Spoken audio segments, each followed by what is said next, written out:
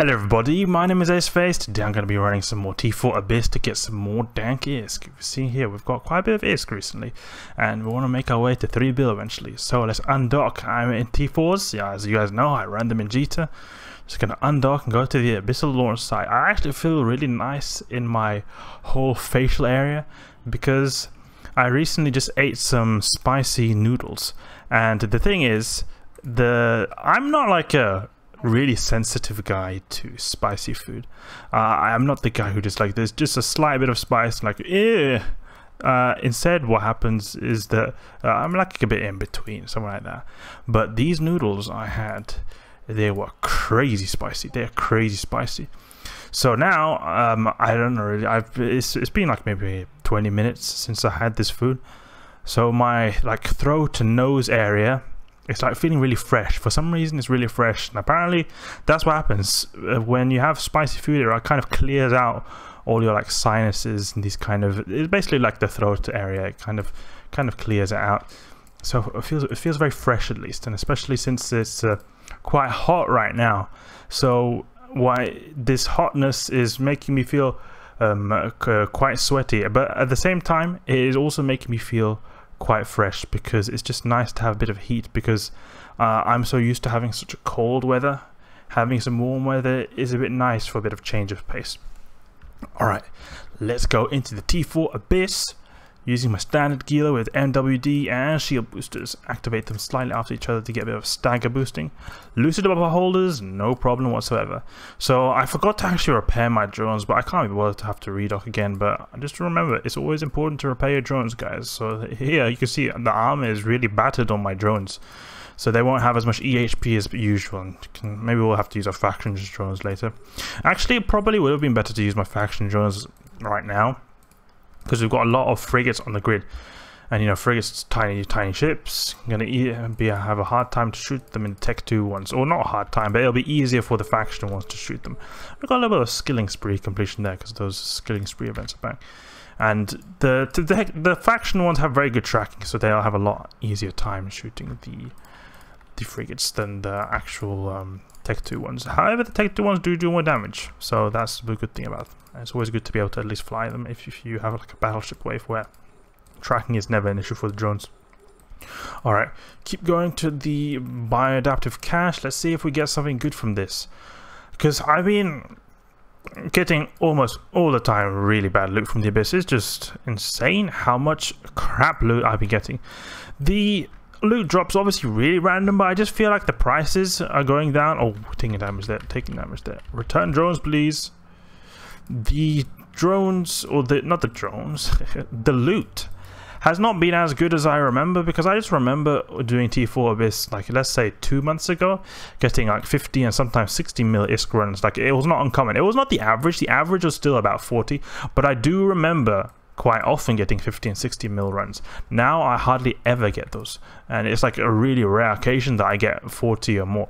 So I don't know what's up with the loot. I think maybe the loot just been nerfed, but most likely it's just the RNG plus the reduced prices as well, of course. There you can see here, this is just, you guys really should try out my Gila fit, because it is really good when it comes to these sites. You can see here I'm just tanking everything, no problem.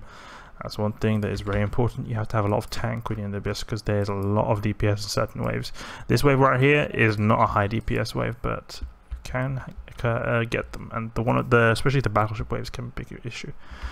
Okay, return my drones. I shouldn't have returned my drones, because I would have actually been able to kill that guy, but all I can actually use are faction drones, because the faction drones have a lot more HP. They have more, like, obviously they've got full HP compared to my other drones.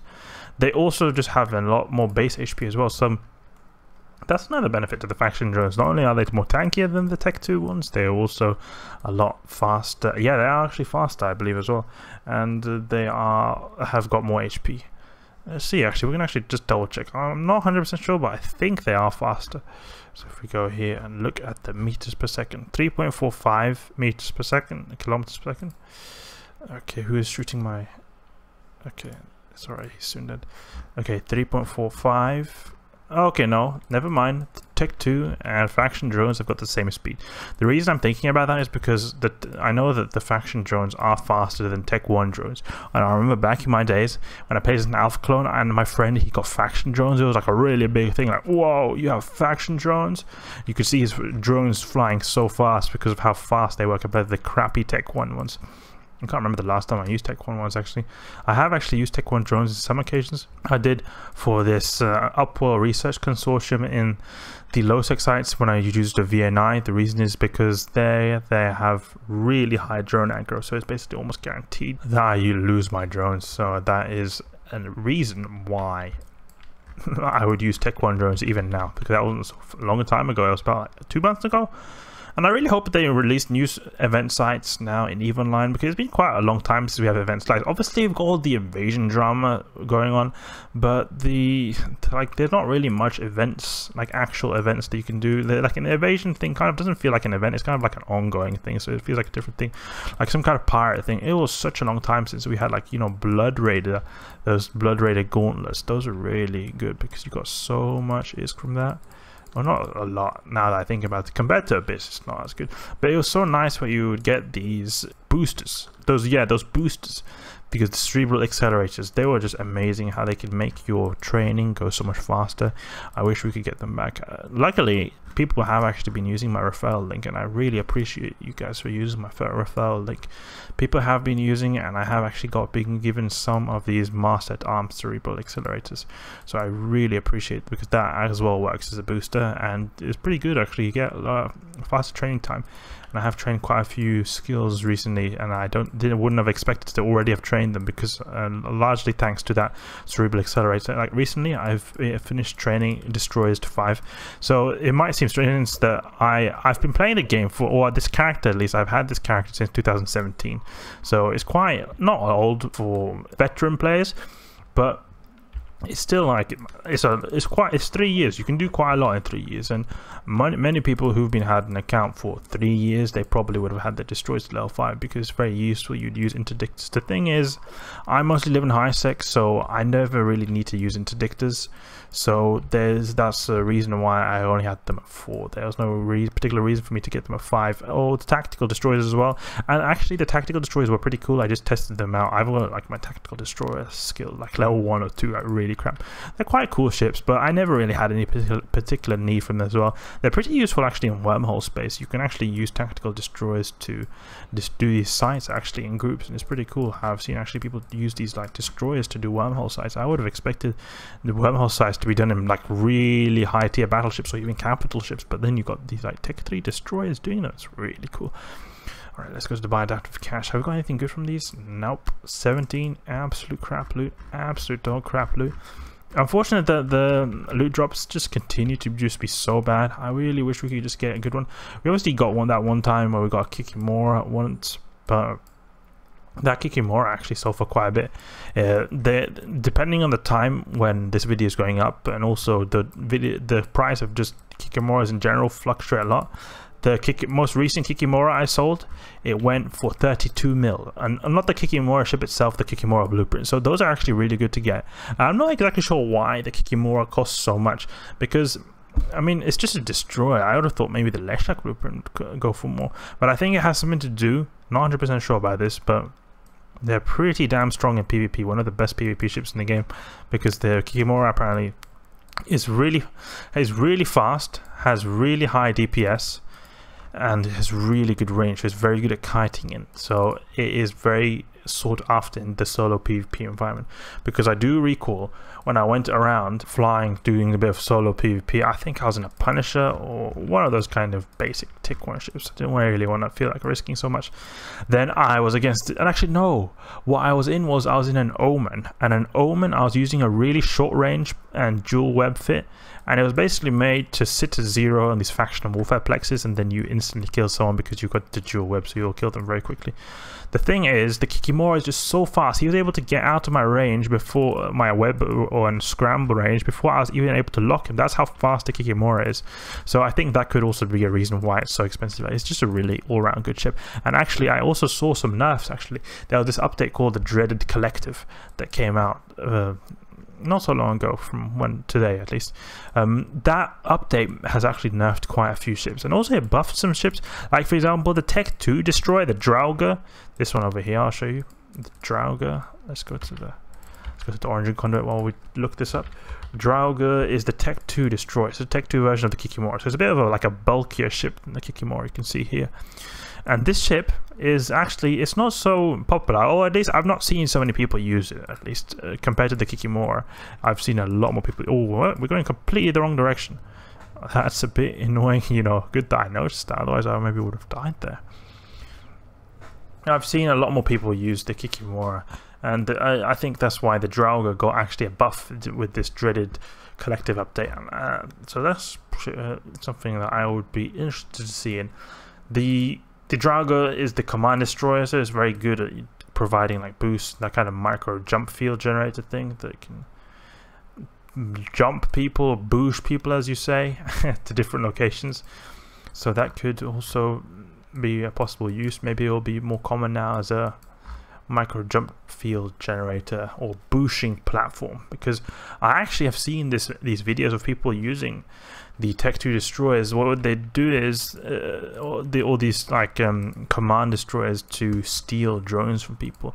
So the way it works is that it has to do with if you're close to a drone and you go and use the micro jump field generator, it will warp anything that is close to you, or anything that's close to you away, and it will make it so that you can get like boost them or jump them so far away that the ship that is controlling the drones won't be able to control them anymore, and then you can just scoop up the drones. So that is actually something that was done a lot with these raw calls. There's actually a thing that happened, it was called like whaling or something, where people would attack these so-called whales. So the people who are like in oracles, like the capital industrial ship, the really powerful mining ship, basically the best mining ship in the game, but it's only able to be used in nullsec because it's a capital ship, or lowsec as well. This is the oracle right here, and this ship then was able to use these kind of excavator drones, and it's a special type of mining drone that is really expensive but also really good. It harvests stuff so quickly, and now I don't think it's so popular because there's been these like mineral nerfs that have made the ores, or at least the mining activities, not as profitable anymore. But back in the day you could earn like a 200 mil ISK per hour just mining stuff. Imagine that, mining stuff. That's just like T5 abyss stuff, and I think that's quite, in some ways, like if he's he's sitting there mining, why should he get that much? But in some ways also he is also using like a ship that costs like 8 bill if you include the fit, and you're in a hostile environment in nullsec, so it could be maybe worth the risks. It's debatable. At least it was debated, otherwise that is too easy, at least among CCP. So what happened is that people are using these excavator drones, and because they're so profitable, then people would obviously use them a lot. But the thing is, they're also quite expensive, so if someone is using one of those Tech 2 destroyers, they can actually steal them by using their micro jump field generator. And I think that one of the excavator drones, the best one, the excavator mining drones, they go for 293 mils. So that is a hefty price for single drones, so people can really get creative. I think what they would need is they would need a few ults, because one jump goes 100 kilometers, and you would need, and there's a cooldown on how fast you can use the jump field generator. Then, oh wait, we're not even attacking Kirby's. Oh, that's annoying. Then people would have like ults so that they can instantly jump really far, because the jump will jump your friend as well, and it will make it so that you can steal them pretty easily, actually. Or at least it's what I've seen. I've seen people who, on their EVE Online Reddit, who've been bragging about how many drones they've stolen. It's pretty impressive, actually, I have to say. People just snooping under people's noses, just stealing hundreds of millions, just like that, even billions. I remember one guy called Omeka Gold. He said that he had stolen like enough that he would pay for like 10 alts or something. So it seems pretty crazy. You can actually do a similar thing in HiSec, where you go and do that to orcas base a bit. It's I've seen people do it, so that I've not seen people use micro jump field generators, and I'm not sure why.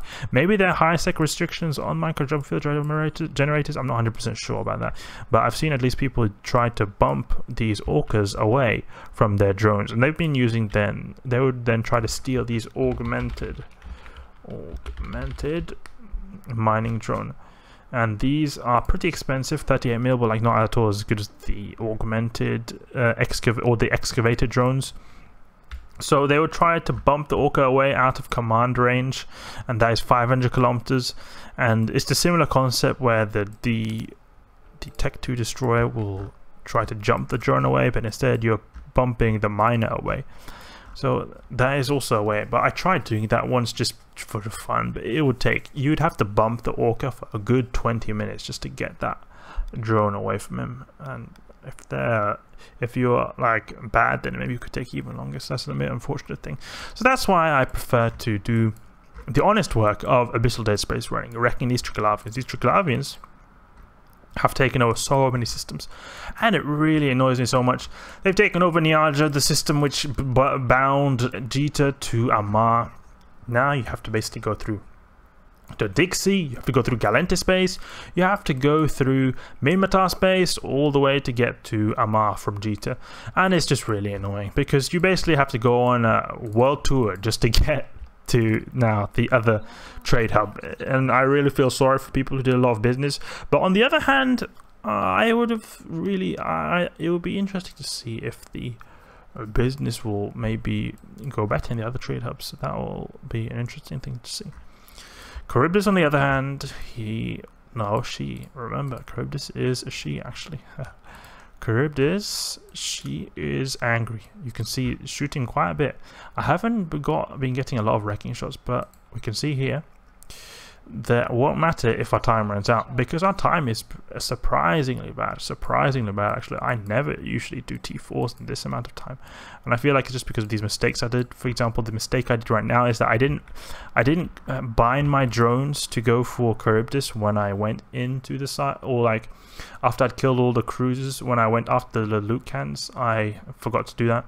So that'll obviously take a longer time because I don't have a drone link augmented. Drone link augmented is obviously giving me better drone range, which will have allowed me to assign my drones on Charybdis, but I can't do that here unfortunately because this is a cheap Gila fit, relatively cheap. It costs 500mm or 400mm, so it's relatively cheap, and it is not that good for doing the long range drone engagements, at least in the Abyss, because you got stuff that's quite far away.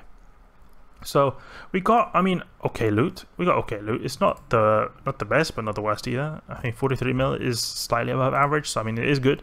The only thing is, I worry that it's going to go for really low price when we are back in Jita. It's just so often that my stuff gets just ripped off all the time. Like you can see here, this says 2mm, but then we got here 1.6mm. That's like almost 1/4 of the price just chopped off right there. 1mm. Let's see how much this one goes for. 100k. Ooh, the most of the cash is going to come from the 0-point condensate and the Triglavian survey data, and this 0-point condensate has actually been on a steady decline. Let's see. Have the prices maybe gone up a little bit? Okay, it seems like they're going up from there.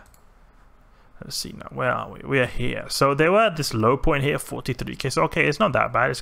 We're on the way up, but it's not at all as good as they were here. Look at this, 140k. Amazing. I don't think we'll be getting those prices back anytime soon, or if ever. So let's see how much we get. 43mm. Let's see if that, put this in the junk. I always have to put this in the junk. So 43mm, let's see how much that sells for. Sell these items and we get 39mm. So we didn't get ripped off that badly. 4mm ripped off, but it's okay. I've sometimes got worse. Actually, I've sometimes got way worse. Sometimes I got maybe, let's say 43mm, and it gives me like 31mm. That's not uncommon for me to see. So in actuality, I'm pretty happy. 39mm was nice from that side. Give me my cash. Yeah, we got some more cash. 2.3 bill. Alright, that's it for this episode, guys. Hope you enjoyed. We did a bit of T4, got 39mm in 15 minutes, I think it was. Bad time. I had almost 16 minutes, actually. If you enjoyed this video, please leave a like and subscribe. I'll catch you guys later.